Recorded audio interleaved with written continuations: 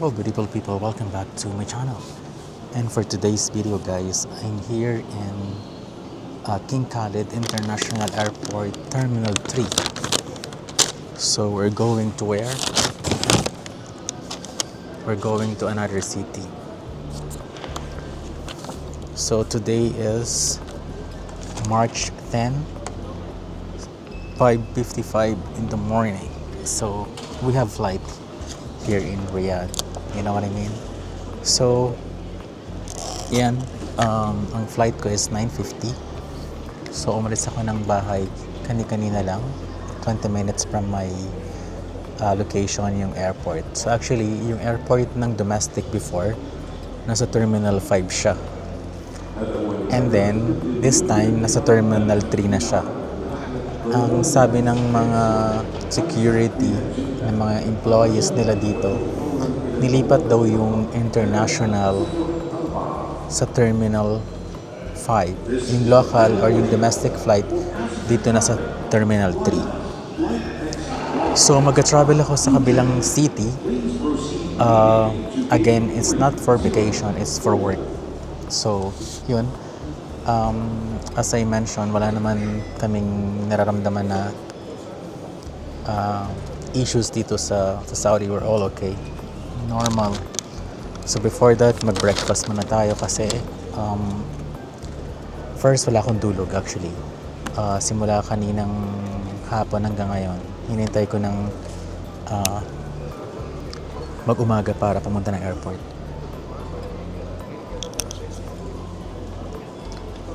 So order tayo ng black coffee and this is honey cruller sa Tim Hortons.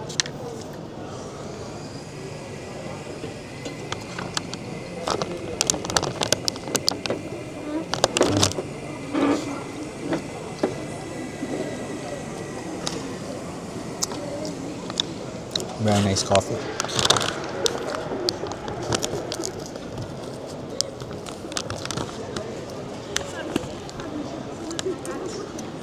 Normal, right? I told you guys, chill lang kayo.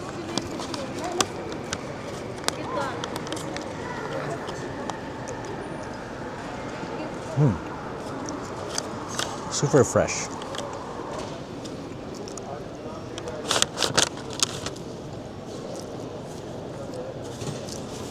So normally, pag nag-travel talaga ako guys, maaga akong umaalis. Kasi iniiwasan ko magkaroon ng problema. For example, kung mayroon tayo naging issues sa documents, whatever, pag maaga tayong umalis ng bahay, pwede pa natin siya masosolusyonan, right? Unlike na last minute ka aalis, and then nagkaroon ka ng issue, may hirapan ka talaga. Yun yung lagi kong sinasabi sa mga nag-travel.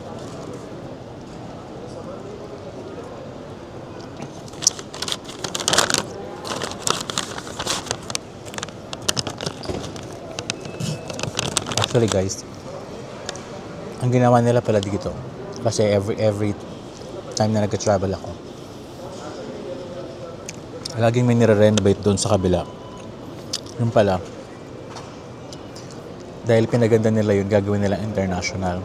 Tapos yung international airport, ginawa nilang domestic, which is perfection na nga. Sobrang ganda, promise.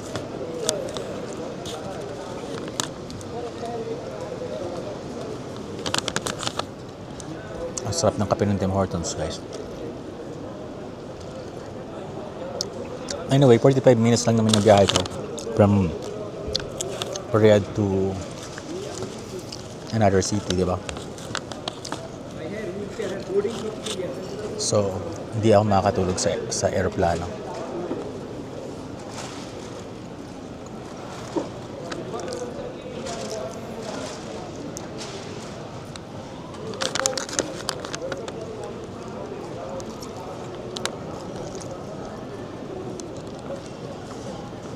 Nag-picture lang ako sa kapatid ko. Kasi nag-worry sila masyado eh. Alam mo na, mga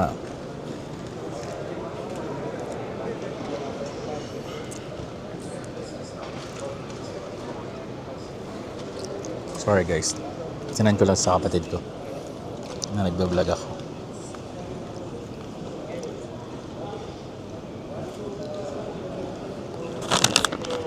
Diba? So yun. You know what? Piling ko bibili ulit ako ng isang camera. Kasi parang hindi ako nag-enjoy sa DJI Osmo Action 5 Pro. Parang nagsisi ako na binenta ko yung DJI Osmo Pocket 3. Pero tinatarget ko yung DJI Osmo Nano. Super liit kasi and maganda daw talaga. Actually, malamig sa labas, guys. Ngayon, pagdating ko sa loob, kanina naka-jacket ako. Pagdating ko dito sa loob, tinanggal ko yung jacket ko kasi okay naman dito sa loob.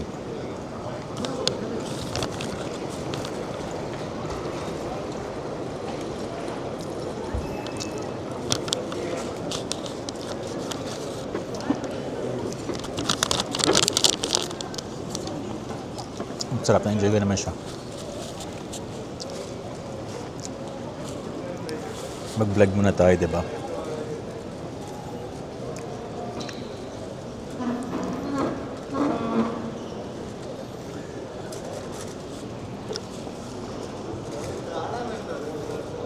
Message ko lang yung kapatid ko.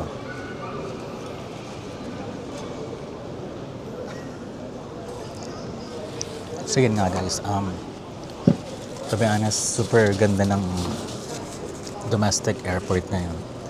Buti na isipan nila ng ganun, ano? Yung, ni-renovate nila yung domestic. Then after that, nung naayos na, fully renovated, ginawa nilang international. Tapos yung international airport dati, syempre, of course, maganda yun, di ba? Ginawa nilang domestic, which is super impressive.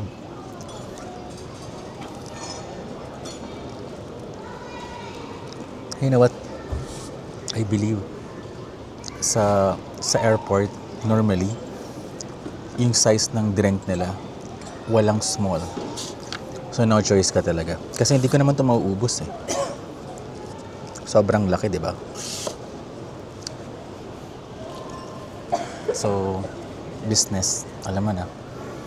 Ganun talaga. So, yun nga. Ang flight ko is 9:50 in the morning. It's already 6:05. So, lalabas yung gate number ko at 8 o'clock in the morning. So, I still have like 3 hours para mag-ikot. Or let's say 2.5 hours para mag-ikot. So, di ba? Akala nyo walang flight na. Meron kami dito, I told you guys, sobrang normal dito sa Saudi Arabia. The best ever.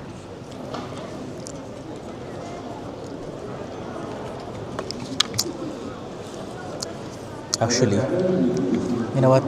Ang nagustuhan ka dito sa Saudi, actually, may mga opportunity rin naman ako makapagtrabaho sa ibang country. Pero, kinukonsider ko talaga yung pagkakaroon ng komportableng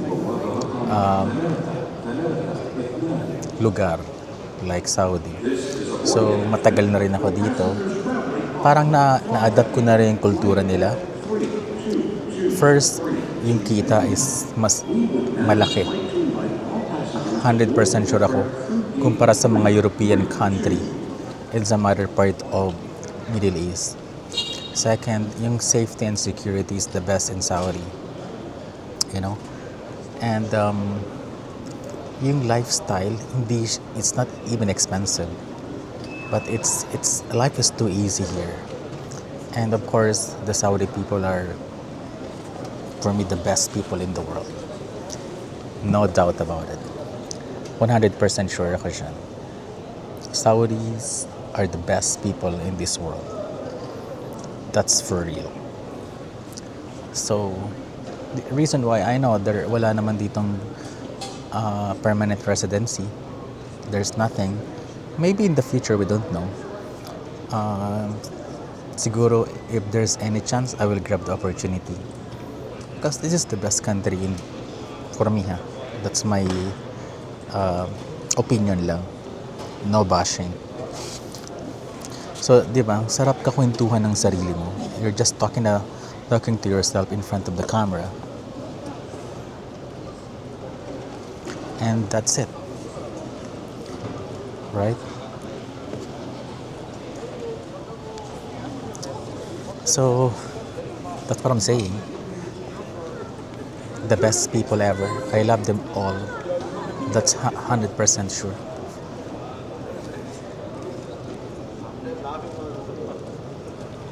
I've been in many countries, to be honest with you guys, especially here in the Middle East. But Saudi is different. Saudi Arabia, you cannot compare it to any country. I swear.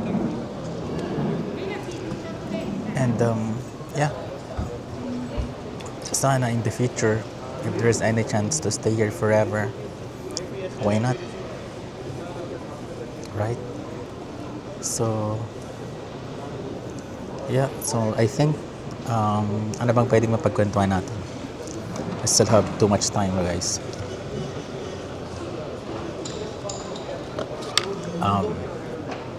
Siguro, yes.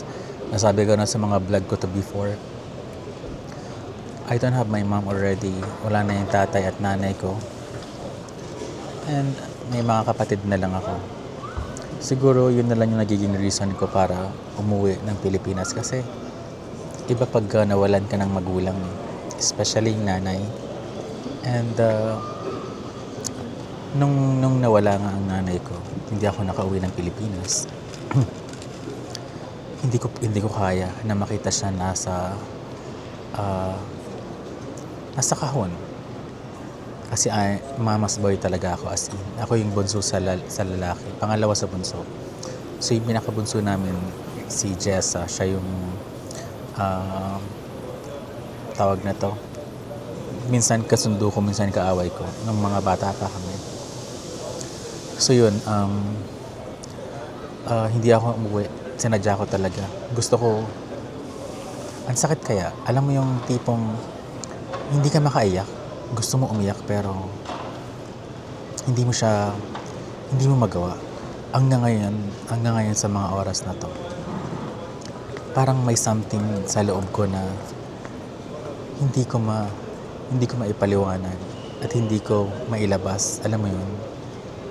And minsan pag naalala ko yung nanay ko, naiiyak na lang ako. Pag nakakita ako ng mga bag na pangmatanda sa mall, naisip ko ay bilihan ko yung nanay ko nito.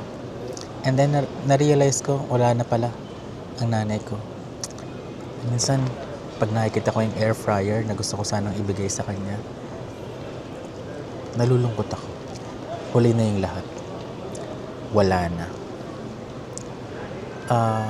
Pero sure naman ako na hindi ko naman pinabayaan ng nanay ko kahit papano. Pero iba kasi pagka nasa Pilipinas siya, alam mong andun lang siya. And iba rin yung feeling na alam mong wala na siya. Yung hindi mo na siya makikita kahit na kailan. Diba?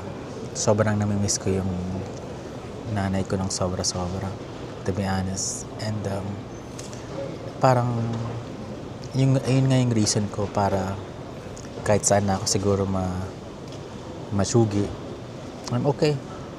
You know, wala nang dati gusto ko pag may mangyari man sa akin, uuwi pa rin ako ng Pilipinas. Pero this time, no. Anywhere. You know. Anyhow, change topic tayo. Medyo dapat happy tayo, right? And yun nga, dito pala sa Saudi, it's Ramadan. So matatapos yata siya ng March 18 or 19.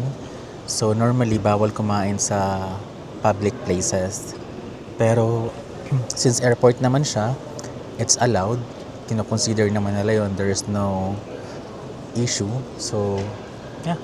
Everyone are enjoying. Yun lang. And sabi ko nga guys, mahalin niyo yung magulang niyo hanggat buhay sila. Iparamdam niyo sa kanila na mahal na mahal niyo sila ng sobra. Alam mo yun? Yun lang. Actually, before nga, hindi ako showy eh. Hindi ako nagsasabi ng I love you, nanay, ganyan. Pero, nung mga panahon na siguro last year, or not even last year, even before, na nag-abroad na ako, parang mas naging showy ako sa nanay ko. Parang sinasabi ko sa kanya na, I love you, nanay. Something like that. So, siguro nawala naman yung nanay ko na masaya din kahit papano. Diba?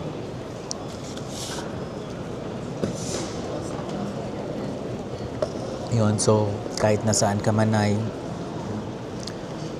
magkikita naman tayo in the future. Hindi man sa lupa, pero siguro sa langit. And, kahit nasaan ka ngayon, you're gonna be my number one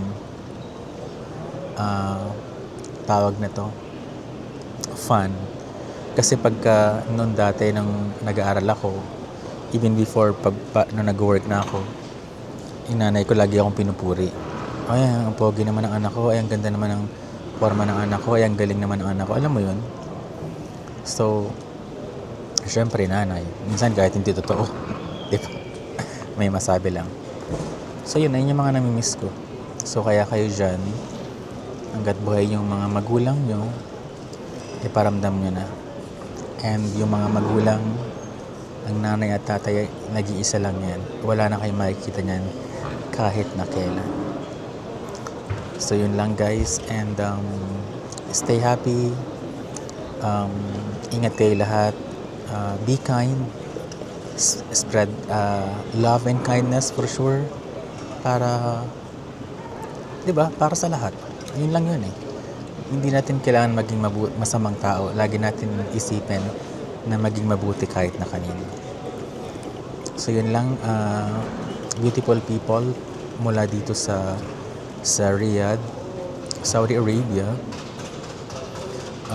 Mag-iingat kayong lahat and God bless us, right? And yun nga, sabi ko kanina, spread love and kindness. Yun lang. And pag ginawa niyo yun, magiging masaya ka sa buhay. So yun, ingat kayong lahat and see you next time everyone. Bye.